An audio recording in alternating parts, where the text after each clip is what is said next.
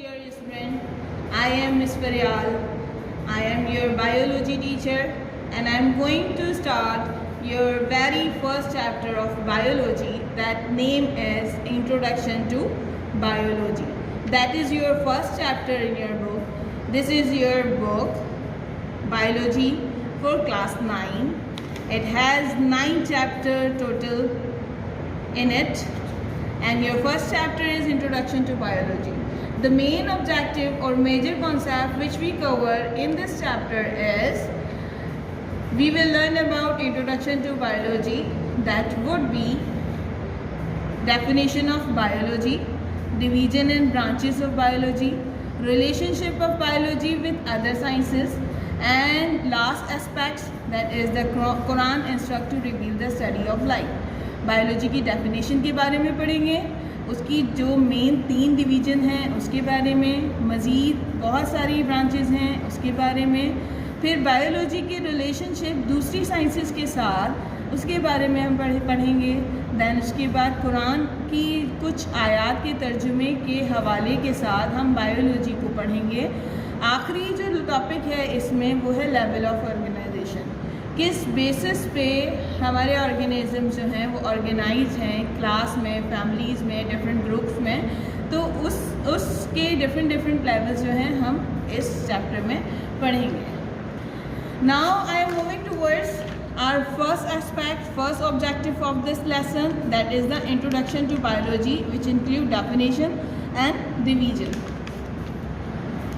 That is my first lecture, and my first lecture objective is what is life, definition of biology, division and branches of biology.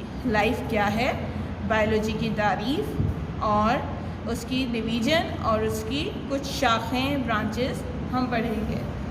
Biology basically branch of science, natural science. The word biology come from Greek language. Greek ज़बान का लफ्ज़ है biology. It is the combination of 2 Greek words, bios and logos. Bios mean life, logos mean thought, reasoning या study. तो biology की definition यूँ हो सकती है, ये यूँ होती है कि biology is the study of life and living thing. Biology is the study of life. Then उसके बाद व्हाट इज़ लाइफ, लाइफ क्या है. लाइफ की डेफिनेशन पर्टिकुलर देना एक लाइन में या 2 लाइन में पॉसिबल नहीं होता. लाइफ और living thing can be identified through the following function of living organism. मतलब कोई एक पर्टिकुलर डेफिनेशन नहीं होती, लेकिन हम लाइफ या लिविंग थिंग को आइडेंटिफाई करते हैं different series of function, series of processes के थ्रू, जो कि ये है. ये 9 प्रोसेसेस हैं. इनमें कुछ ज़्यादा भी हो सकते हैं, लेकिन बेसिक यही होते हैं. इन्हीं प्रोसेसेस को ऑब्ज़र्व करके हम आइडेंटिफाई करते हैं कि आया हमारे सामने जो चीज़ है वो लिविंग है या नॉन लिविंग. पहला है डाइजेशन. डाइजेशन चीज़ों को कोई ब्रेकेज होना, ब्रेक डाउन होना, बड़े और पार्टिकल से छोटे पार्टिकल में कन्वर्ट होना डाइजेशन कहलाता है. और ये ग़िज़ा जो हमारे स्टमक में जाती है और स्टमक से फिर हमारी बॉडी के थ्रू बॉडी में एनर्जी प्रोवाइड करती है, तो वो डाइजेशन कहलाता है. रेस्पिरेशन सांस लेने का अमल होता है. सांस लेने का अमल डिफरेंट ऑर्गेनिज्म में डिफरेंट वेज के ज़रिए होता है. ये हम जैसे जैसे आगे बढ़ते जाएंगे वैसे वैसे बढ़ते जाएंगे. रेस्पिरेशन बेसिकली 3 टाइप्स की होती है. बकल रेस्पिरेशन होती है, पल्मोनरी रेस्पिरेशन होती है और सबक्यूटेनियस रेस्पिरेशन होती है. सांस लेने का अमल डिफरेंट ऑर्गेनिज्म में डिफरेंट वेज में होता है. तीसरी बात मेटाबॉलिज्म. मेटाबॉलिज्म चीज़ों का टूटना फूटना, डाइजेस्ट होना और किस स्पीड से डाइजेस्ट हो रहा है उस स्पीड को कहा जाता है मेटाबॉलिज्म या मेटाबॉलिज्म रेट. तीसरी बात मूवमेंट, एक जगह से दूसरी जगह ट्रांसफ़र होना, शिफ्ट होना मूवमेंट कहलाता है. Next growth. ग्रोथ से मुराद चीज़ों का बढ़ना, अपने साइज़ में बढ़ना, फिर वो लेंथ में बढ़ना है, हाइट में बढ़ना है या विड्थ में बढ़ना है. वेट में भी समटाइम कुछ चीज़ें बढ़ जाती हैं तो वो ग्रोथ कहलाता है। डेवलपमेंट से मुराद कि तब्दीली आ जाना, जैसे एक इन्फेंट है उसके मुंह में दांत नहीं होते, लेकिन जब वो टोडलर एज में जाता है तो उसमें डेवलपमेंट आती है, एवोल्यूशन होती है और उसके मुंह में टीथ आ जाते हैं और वो चीज़ों को च्यू करना शुरू कर देता है। तो चेंजेस आ जाना is used to know the development. Excretion से मुराद वेस्ट प्रोडक्ट का बॉडी से खारिज होना। इरिटेबिलिटी यूँ कह लें कि इरिटेशन या डिफरेंट मूड स्विंग्स कह लेंगे। खुशी में रोना आता है, खुशी में हंसना आता है और दुख में रोना आता है। तो ये तमाम भी ये जज्बात, ये सारे इमोशंस भी एक जानदार चीज़ में ही होंगे, बेजान चीज़ में ये इरिटेबिलिटी की काबिलियत नहीं होगी। रिप्रोडक्शन मतलब नंबर्स का बढ़ना, अफराद का बढ़ना। 2 पेरेंट हैं, पेरेंट की जो जनरेशन बढ़ेगी उसे कहेंगे reproduction. Increase in number reproduction कहलाता है।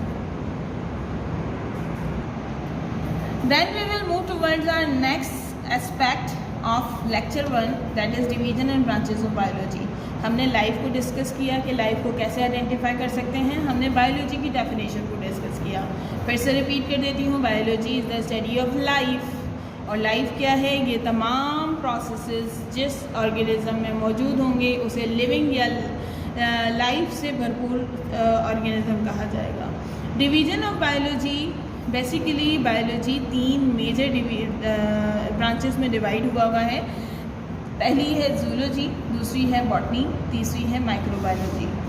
आज से पहले दो डिवीज़न थी, जूलॉजी और बॉटनी, लेकिन वक्त गुजरने के साथ साथ बायोलॉजी और दूसरी साइंसेस ने तरक्की की, तो ये 2 ब्रांचेस के अलावा माइक्रोबायोलॉजी ने भी अपने आप को मनवाया और अब ये main branch of biology consider की जाती है। तो इसलिए अब यूँ कहना कि बायोलॉजी के डिवीज़न 2 हैं गलत होगा। आप यूँ बोलेंगे कि बायोलॉजी की मेजर 3 डिवीज़न हैं, zoology, botany, microbiology. The word zoology is same Greek language से ताल्लुक़ रखता है और ये ग्रीक लैंग्वेज से निकलने वाले 2 लफ्ज़ों का मजमुआ है। पहला लफ्ज़ है जून का मतलब होता है एनिमल और लोगोस का मतलब होता है स्टडी या नॉलेज। तो एनिमल के बारे में पढ़ाई करना, एनिमल के बारे में जानना, समझना कहलाता है जूलॉजी। तमाम एनिमल्स के बारे में, उनकी प्रॉपर्टीज़, उनकी हैबिटेट, वो कहाँ रहते हैं, उनके मूड ऑफ न्यूट्रिशन, उनका मूड ऑफ रेस्पिरेशन, किस तरह डाइजेस्ट करते हैं, किस तरह रिप्रोडक्शन करते हैं एनिमल्स, उसे कहा जाता है जूलॉजी। नेक्स्ट जो डिवीज़न है वो है botany. Botany again Greek language से का ही वर्ड है। ब्यूटेन वर्ड ग्रीक वर्ड है जिसका मतलब है प्लांट्स की स्टडी को कहा जाता है बॉटनी। अगेन प्लांट्स की रिप्रोडक्शन, प्लांट्स की डाइजेशन, प्लांट्स की मोड ऑफ रेस्पिरेशन, प्लांट्स की मूवमेंट पे, ये तमाम स्टडी हम करते हैं बॉटनी में। तीसरी मेन डिवीजन है microbiology. Biology is the study of life, लेकिन माइक्रो का मतलब क्या है? माइक्रो का मतलब है very small, very tiny.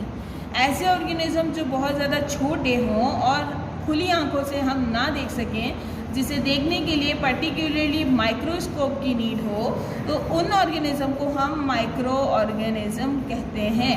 Micro organism 3 categories में डेमोन्स्ट्रेट किए जाते हैं। बैक्टीरिया होता है, वायरस होते हैं, फंजाई होते हैं।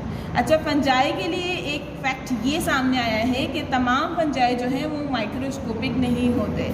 कुछ फंजाई माइक्रोस्कोपिक नहीं होते, कुछ फंजाई माइक्रोस्कोपिक होते हैं। मतलब जिससे कि मशरूम है वो माइक्रोस्कोपिक नहीं है, वो हम खुली आंखों से देख सकते हैं।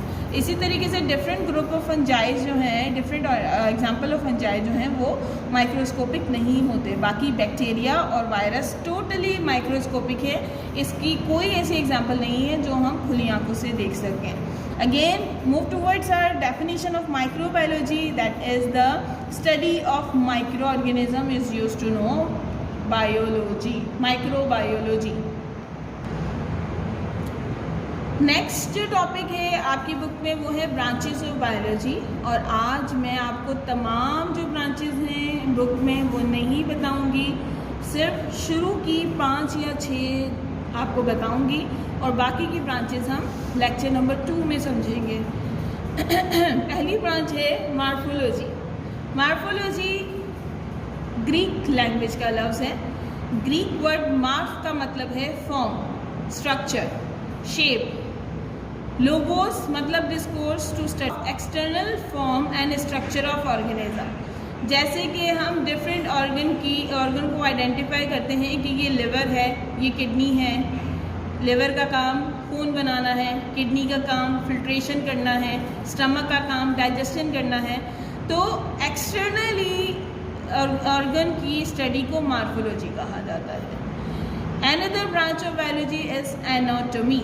एनाटॉमी ग्रीक लैंग्वेज का वर्ड है, 2 वर्ड के कॉम्बिनेशन से बना है। ग्रीक वर्ड एना का मतलब है पार्ट या अप, फिर उसके बाद टॉम का मतलब है कटिंग, कि ऐसे पार्ट जो हम कट करके उसके इंटरनल स्टडी को कहा जाएगा anatomy. The study of internal part of organ of body by cutting them open. Surgeries के थ्रू या डिफरेंट कटिंग प्रोसेस के बाद हम इंटरनली ऑर्गन की स्टडी करते हैं, उसे कहा जाता है एनाटॉमी। तीसरी ब्रांच ऑफ बायोलॉजी है सेल बायोलॉजी। आपकी बुक में ये वर्ड नहीं इस्तेमाल किया हुआ, लेकिन मुझे लगा कि आपको बता देना चाहिए। सेल बायोलॉजी को साइटोलॉजी भी कहा जाता है। अच्छा, ये मॉर्फोलॉजी और एनाटॉमी की तरह ग्रीक लैंग्वेज से ताल्लुक़ नहीं रखता, ये लैटिन लैंग्वेज से ताल्लुक़ रखता है। लैटिन वर्ड है सेल। सेल का मतलब होता है कंपार्टमेंट या चैम्बर, छोटे छोटे रूम, स्मॉल रूम्स को ही सेल कहा जाता है। The study about cell and its organelles. Organelles से मुराद सेल के अंदर मौजूद डिफरेंट ऑर्गेनल्स, लाइक उसका न्यूक्लियस, लाइक उसका सेंट्रोसोम, लाइक उसके प्लास्टिड्स, न्यूक्लियोटाइड्स, वो ये तमाम छोटे छोटे हिस्से, छोटे छोटे पार्ट सेल के, उसे कहा जाता है सेल बायोलॉजी। कि आइदर सेल प्लांट है या एनिमल सेल है, फिर उसमें कौन कौन सी चीज़ें मौजूद हैं, सेल वॉल है या नहीं, सेल मेम्ब्रेन है या नहीं, न्यूक्लियस है या नहीं, तो उनकी और उनके काम प्रॉपरली परफॉर्म हो रहे हैं या नहीं, तो उसकी स्टडी को कहा जाता है सेल बायोलॉजी।